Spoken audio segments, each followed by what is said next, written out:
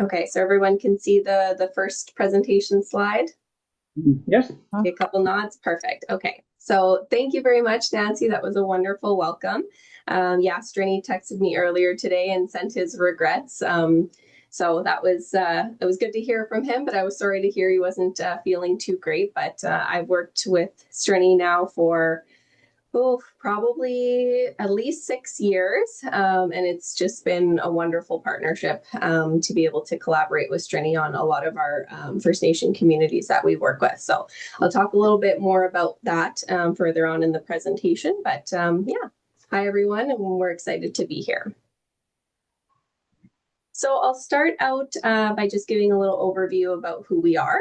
So we are United for Literacy. We're a national literacy organization. So we run programs all across the country. We've been around since 1889. So we're 125 years old. We have recently, in the last 3 years, gone through a name change, a brand change. We used to be called Frontier College, so maybe somebody recognizes that name over our new name. So even though it's been 3 years, it's still taking quite a bit of time for people to kind of like get used to our new name. But there was a couple different reasons why we did that. First is that we're not an accreditation organization. We don't provide those types of supports. And so it was a little bit confusing for people sometimes being called Frontier College. So we made that decision to change the name a few years back. But our main mission is that we believe that literacy is a right. We work with volunteers and community partners exclusively to put on all of our programs. We do everything in collaboration. And we do this to provide literacy supports to children, youth, adults, families, anybody that needs that support, in hoping to help them reach their full potential and achieve their goals. I'm sorry if you can hear my dog barking in the background. I heard him a few times there. Okay. So what makes United for Literacy unique? So we believe that it's our ability to adapt and innovate programs to meet the changing priorities that we see in the communities. We've done this over many, many years. We started as labor camp tutor support, and we've made many changes since then, but specifically during the COVID era, that was a really big upheaval for everybody, but specifically for all of our programs in Winnipeg were all done in person, all done in collaboration with schools and community centers. And so when everybody was kind of shutting down, we had to pull a lot of our programs and put pause on them. But it gave us a good opportunity to kind of learn how to pivot and move some of our programs that were done in person to an online form. And so now we are able to successfully offer a mixture of programs that are online as well as in person. Some of the programs that we changed to online actually just remained online because it was better for the individuals that were using those programs. Things like our homework club, we're able to reach people at a much wider distance. And so there's not the barrier of, having to travel. There's, of course, sometimes the barrier of, figuring out how to use technology and things like that, but we also help support the learners as needed for that. So with our programs, children, youth, families, adults get access to free academic support through our fun and engaging programs. We always try and create the programs in a way that's inviting. It supports the confidence levels of the readers, and it's not necessarily just an extension of the school day. We want the kids to feel excited and motivated to, take some chances and learn some new skills through us. We always provide a free book for all of our participants that come to the programs. And some programs also see multiple books throughout their time with us.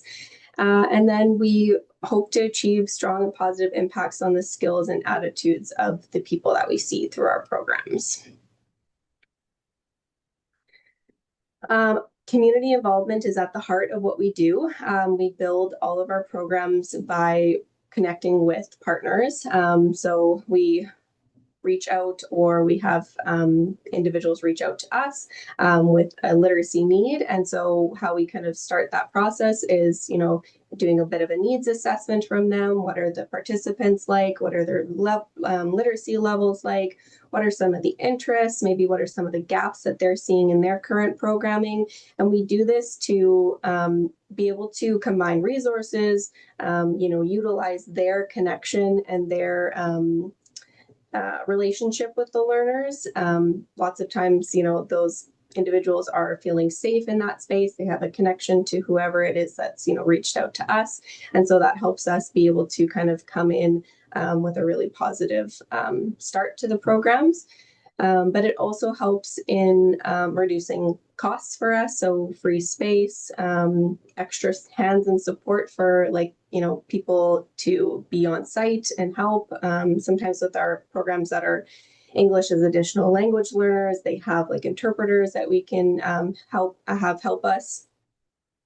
And so we have deep, long-lasting partnerships with a lot of those community-based organizations. We always try and take on as many new partnerships as we can, but a lot of the community members that we work with have been around for a long time. Our volunteer team includes anywhere from high school students, community members, university students. We get a lot of our volunteers from university, a lot of education students that are looking to get experience. And our volunteer program leads and tutors are providing that mentorship and support to the youth that we work with.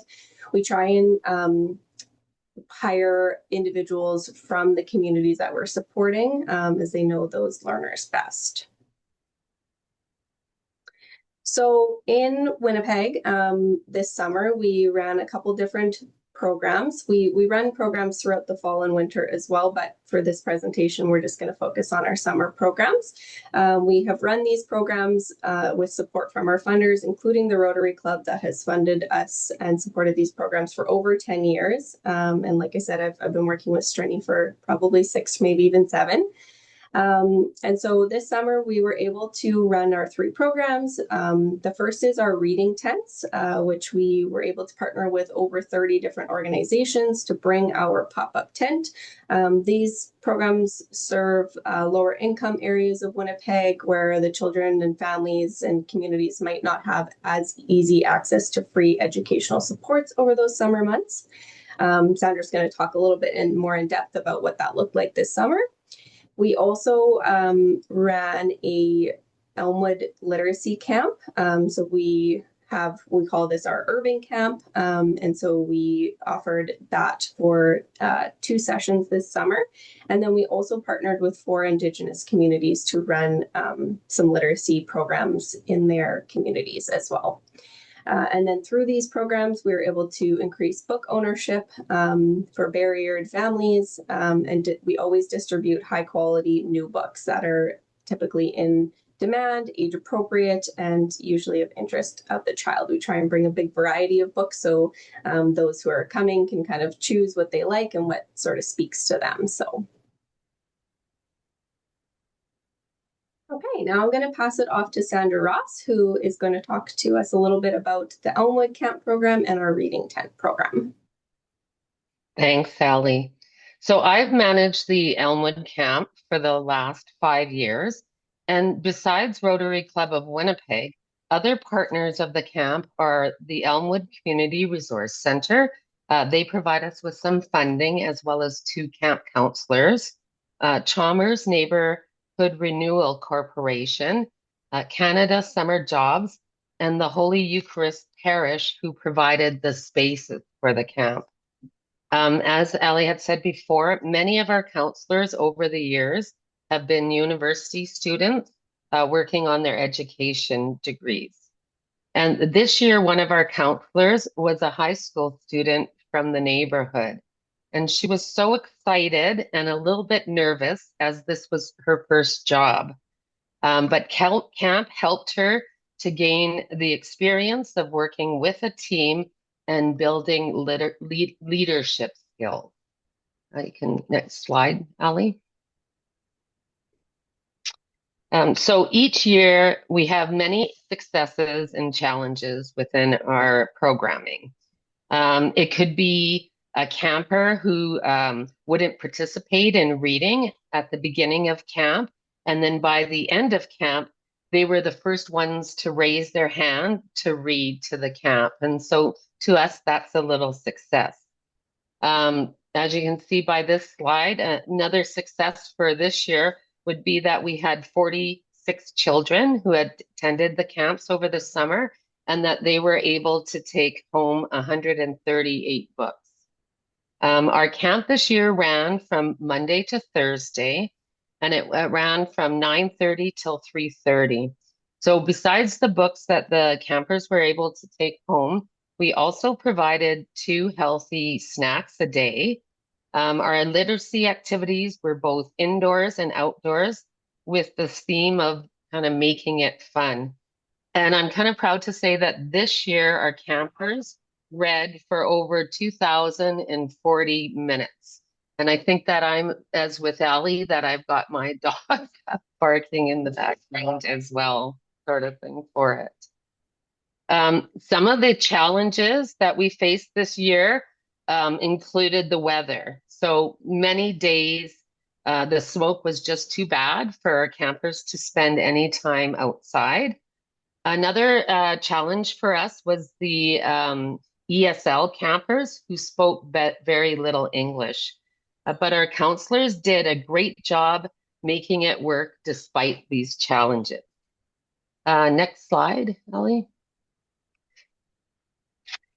So this slide kind of highlights one of the activities that we did.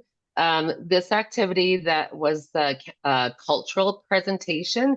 So the campers worked during the whole camp, their session. So that would be for 3 weeks. Every day they kind of worked on posters and presentation that they would then present at the end of camp. And some of the cultures our campers shared with us included the Ukraine, Korea, the Métis Nation, the Philippines, and Africa. One of our counselors was from Nigeria and worked with the campers from Africa to create a dance performance. We also had a dance performance by a brother and sister whose project was on the Philippines. Next slide, Ellie.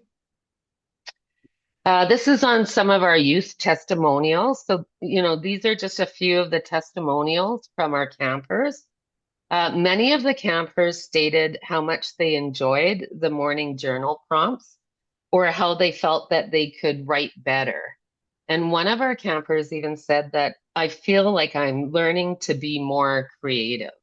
And so reading these testimonials just means so much to us and just shows how much the camp is. Next slide, Ellie. We also gather testimonials from parents and caregivers. Other testimonials from caregivers were, thank you so much. My kids started speaking more English to me at home, and they have become more confident in it. Or my kids come home with a smile talking about their camp day. Next slide, Ellie. So another free program, as Ellie had said, that we run is called our reading tent. So we partner with various organizations to bring the reading tent program to their neighborhood or special event. And our reading tent interns, how our reading tents work is that they will read a featured book, and then they facilitate an activity that kind of builds on the theme of the book. The kids then have the opportunity to choose a new book to take home with them. Next slide, Ellie. So like in Elmwood, we did have some challenges with our reading tents this year, the wildfires. So smoke was a really challenge. Most of our reading tents are held outdoor. That being said, we were still able to reach over 2,100 participants and give away over 1,400 books. And so our reading tents we have here on the slide listing some of the programs. Besides going into large events like the Fringe Festival, we were there for 7 days for it. We also went into neighborhoods and into summer camps and provided programming for them as well. The next slide, Ellie. So this one, kind of as they say, it takes a village to raise a child. And so Ellie had mentioned before, we have over 35 program partners. And I think this testimonial from our partner at Robert A. Steen Community Club kind of really speaks to me about the importance of our reading tent programs and what it means to them. I'll maybe just leave it here for a minute if people want to Yeah, sure. read.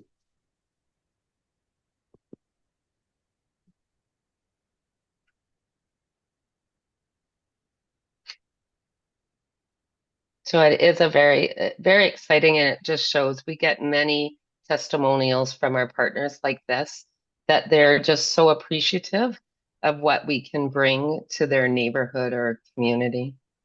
It's always hard to choose too which ones to put because there's so many good ones.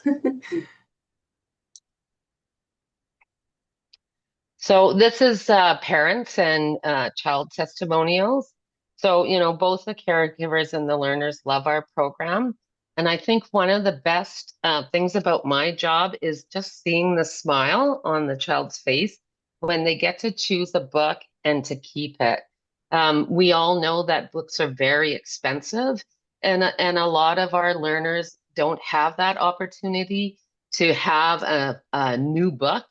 And so just to see it that they've chosen that book and it's theirs and it's brand new. And when you open that book, it has that fresh smell to it.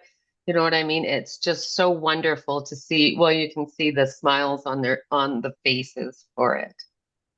I'm going to now kind of turn it back to Allie to talk about some of our other programs.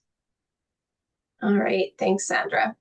So now I'm going to talk a little bit about our Indigenous summer literacy programs. We've been running programs within First Nations communities for many, many years. We do this all across the country, but specifically in Manitoba this year, we were able to partner with 4 communities to offer our camp programs. And these programs offer the children and youth in the communities a way to engage in fun, dynamic, exciting literacy-based activities throughout the summer, where typically, there isn't as much free accessible programming happening, or especially things that incorporate reading and writing. So this year we were able to reach a total of 549 children and youth. We gave out 70 activity packages and we gave away over 1,000 free books. The numbers this year were slightly lower. We did again have some challenges with the wildfires. Typically, we partner with 5 First Nations communities per summer. And so this year, one of our 5 communities was actually not able to make any type of camp programming work, unfortunately, just based on being evacuated out of the community.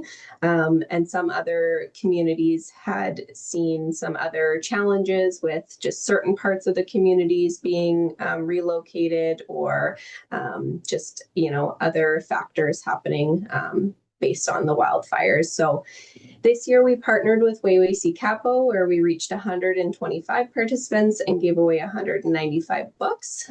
We also worked with Tuduli Lake First Nation, which was another community that we saw some challenges with this year. So our participation numbers were a little bit lower in terms of coming to the actual programs, but our staff were fantastic and able to pivot. And they were able to take some of the materials that we shipped up there and the books that we gave and put together activity packages that they were able to then distribute into the communities so that people could still participate in just a different way. We also worked with St. Teresa Point First Nation, where we reached 175 learners and again gave away 195 books. And then we worked with Blood Vein First Nation, where we reached 225 participants and gave away 420 books. So Blood Vein was one of the communities that was able to still do their Treaty Days events, which some of the other communities weren't able to do, again, based on the circumstances this summer. So we were able to see a little bit higher numbers there.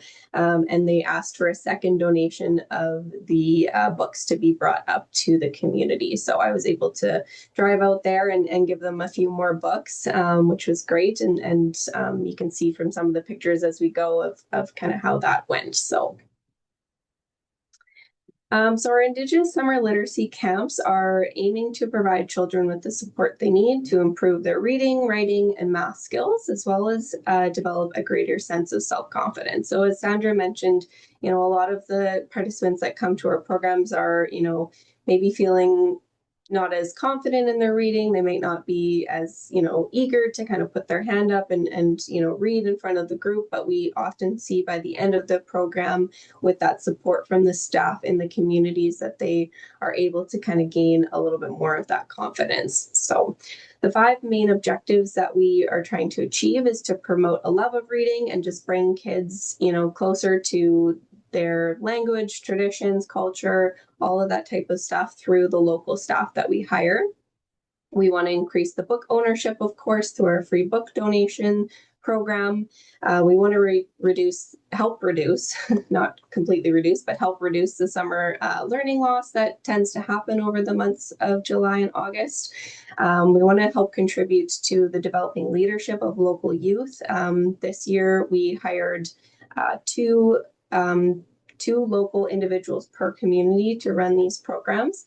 And in some communities, we hired 3 and had additional help from things like their summer student program and stuff like that.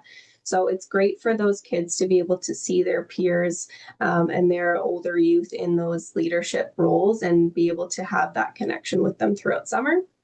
And it gives the staff that opportunity to have those leadership skills developing and their confidence develop, as well as like what Sandra mentioned in the Elmwood camp. And then, of course, we want to build their interest and confidence in reading, math and science and all of those things. So as I mentioned, we work in partnership.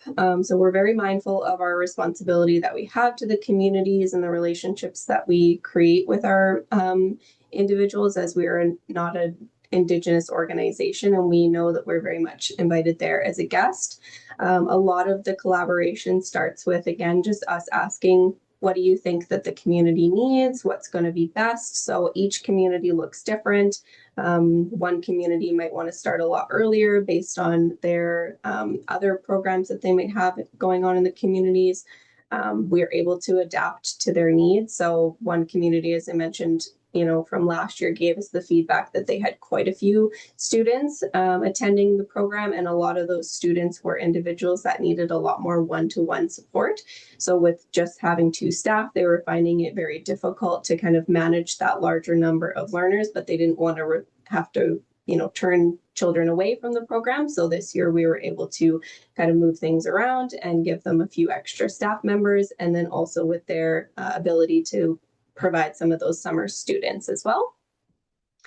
And then one testimonial that I really thought was a good thing to include here was from some of our camp staff this year into Dooley Lake, just explaining how they felt from their experience that the camps made a huge difference, saying watching the campers grow in confidence, creativity, and literacy skills was the most rewarding part of the job. They built strong connections with their community. They were able to incorporate a lot of their local traditions in their programming, and they felt like it was a really good, impactful program for them.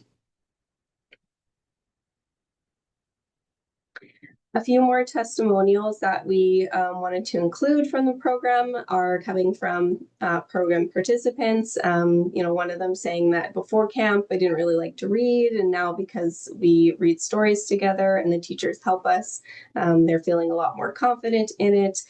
We typically like to encourage the staff to bring the kids on field trips, depending on where they are located, or just getting out into the community. So a lot of the participants found that to be a really great experience. The individuals from Wayway Capo got to go to Winnipeg to visit the Forks and the Manitoba Museum, so that was a great experience for them. And you can see in the pictures there, that's a few of them. And so that's a little bit about us. That's our summer programming in Winnipeg. As I mentioned, we do run programs in the fall and the winter as well, where we partner with schools and community centers. We also run programs in Selkirk, as Sandra mentioned, and we run programs in Brandon as well. So thank you very much for listening, and we are happy to be here.